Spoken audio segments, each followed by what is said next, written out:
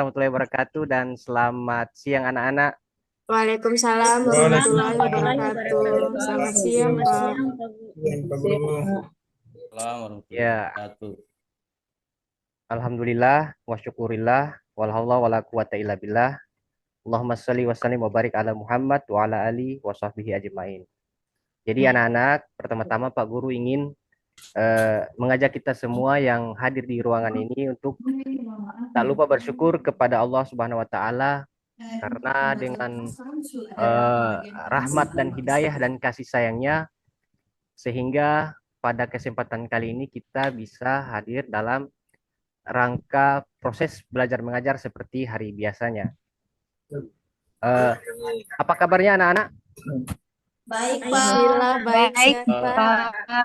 Alhamdulillah baik ya. Berikutnya Pak Guru akan mengecek kehadiran peserta didik. Anita, Hadir. Hadir, Pak. Anita. Tony, Hadir, Pak. Neni, Hadir, Pak. Rahayu. Hadir, Pak. Oke, terima kasih. Baik, berikutnya sebelum kita mulai pembelajaran, ada baiknya kita berdoa terlebih dahulu. Untuk itu, Pak Guru persilakan kepada siapapun peserta didik yang bersedia untuk membaca doa, silakan. Ada yang bersedia? Saya, Pak Guru. Siap, laksanakan.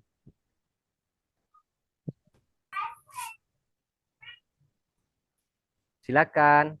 Ya, teman-teman, sebelum kita belajar, marilah kita berdoa. Berdoa mulai. Bismillahirrahmanirrahim. Rabbi zidni ilma warzuqni wahman. Amin.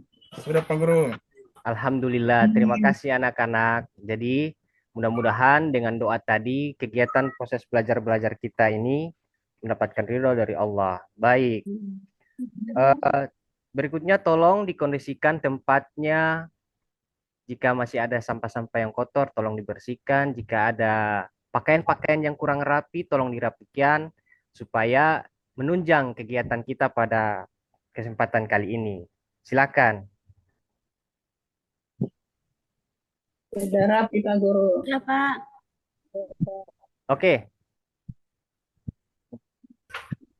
Baik, Pak Guru akan menyampaikan tujuan pembelajaran pada kesempatan kali ini. Tujuan pembelajaran kita yaitu memahami konsep kada dan kadar sebagai bagian dari rukun iman yang keenam. Kemudian menjelaskan hubungan kada dan kadar dengan kehidupan sehari-hari serta bagaimana keyakinan ini dapat menumbuhkan ketenangan jiwa. Mengidentifikasi manfaat berserah diri kepada Allah Subhanahu wa taala atau tawakal dalam menghadapi berbagai situasi hidup. Oke. Berikutnya, ayo bermain temukan kata. Temukanlah kata yang bersembunyi dalam kotak huruf yang tersusun secara acak di sebelah kiri. Perhatikan petunjuk di sebelah kanan untuk menemukan kata yang bersembunyi. Baik, sebelum kita memulai ke tahap berikutnya, Pak Guru mau mengajak kita semua yang ada di ruangan ini supaya kita bermain terlebih dahulu ya. Siap ya? Kotak di sebelah kiri. Kotak di sebelah kiri itu, sebelah kiri, kemudian yang di sebelah kanan itu adalah clue-nya. Pak Guru akan memberikan contoh. Contoh ini ada huruf S, K, dan R, Allah atas nikmat yang diberikan, seperti kesehatan, keluarga, dan makanan yang kita makan setiap hari. Nah, dari kata ini berarti kita bisa menemukan kata syukur yang ada di kotak sebelah kiri. Di atas, Mana Pak. syukurnya ini? Pak Guru lagi cari-cari, jadi sabar Di ya. sini, Pak. Ini, Pak. Sebelah mana anak-anak? Garis. Di kotak sebelah kiri. Paling atas. Paling atas, sebelah kiri, Pak. Dia menyilang. Ya, Di kanan. yang menyilang. Iya, Nah, itu. sekali. Baik, kita lanjut kepada peserta didik. Barang siapa yang mau menemukan kata yang di kotak di sebelah kiri, silakan baca clue-nya, kemudian temukan katanya. Siapa yang bersedia? Saya, Pak, Silakan. yang sabar. Sabar. Ya, Yang ini ya. Mana katanya? di atas. Samping Y. Ya, di samping Y turun ke Samping bawah. Y, menyilang ke bawah. Menyilang ke bawah. Berdekatan dengan syukur tadi. Ya. Itu. Itu.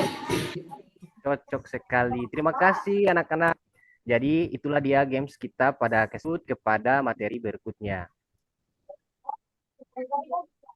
Pertanyaan pemantik, apa yang kamu ketahui tentang qada dan qadar? Perhatikan kamu mengalami suatu kejadian yang sulit atau tak terduga, bagaimana cara kamu menghadapinya. Kemudian menurutmu bagaimana jika sikap berserah diri kepada Allah Subhanahu wa taala dapat membantu kita saat menghadapi masalah hidup? Bagaimana kita bisa tetap berusaha meskipun tahu bahwa hasilnya sudah ditentukan oleh Allah Subhanahu wa taala? Nah, pertanyaan-pertanyaan ini tentunya kita bisa menjawab dengan menyimak dari kisah Nabi Yusuf. Baik anak-anak, jadi mari kita simak sama-sama kisah Nabi Yusuf yang akan segera Pak Guru perlihatkan kepada kita semua.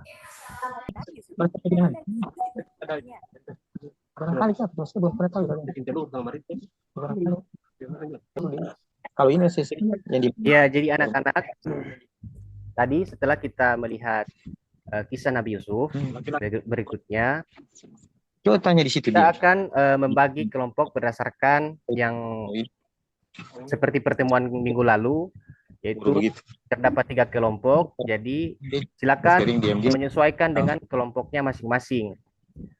Adapun ini sebagai pemandu kalian dalam menyimak video tadi, dan kita akan bawa dalam kelompok diskusi kita, yaitu dengan menyimak pertanyaan-pertanyaan yang ada di layar kalian. Jadi yang pertama itu, apa yang kamu pahami tentang takdir atau Allah dari kisah Nabi Yusuf? Kemudian kamu tentu pernah mengalami kejadian yang sulit. Bagaimana kamu menyikapinya?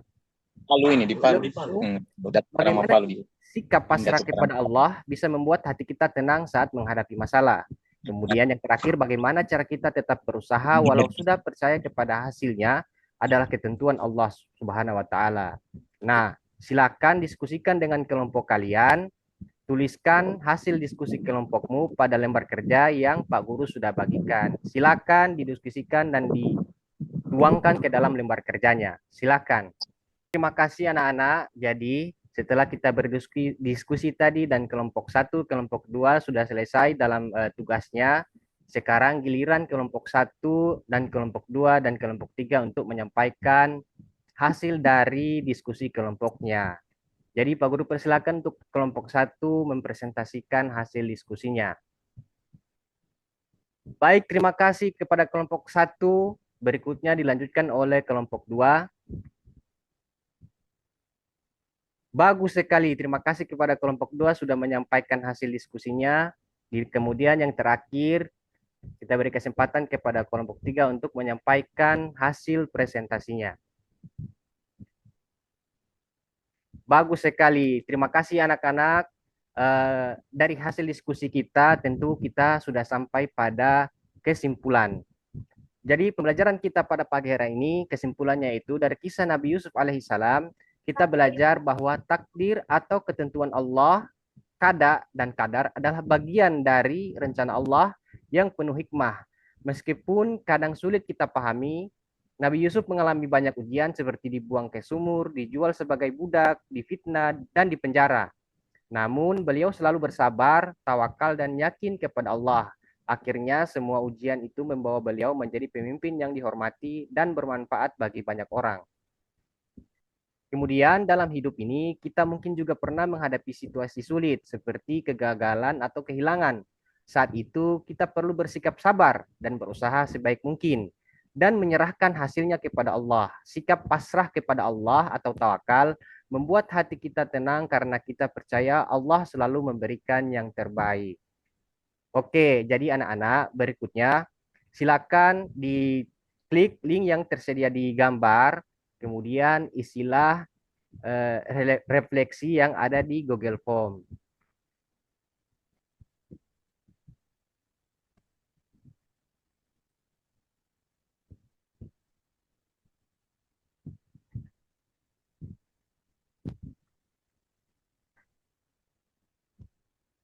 Oke, baik anak-anak, itu tadi hasil refleksi kita. Pak Guru rasa pembelajaran kita cukup pada kesempatan kali ini. Baik, yang terakhir Pak Guru ingin menyampaikan motivasi untuk kita semua, yaitu belajar itu seperti menanam benih. Mungkin hasilnya tak langsung terlihat, tapi kelak akan berbuah manis. Cukup sekian. Assalamualaikum warahmatullahi wabarakatuh.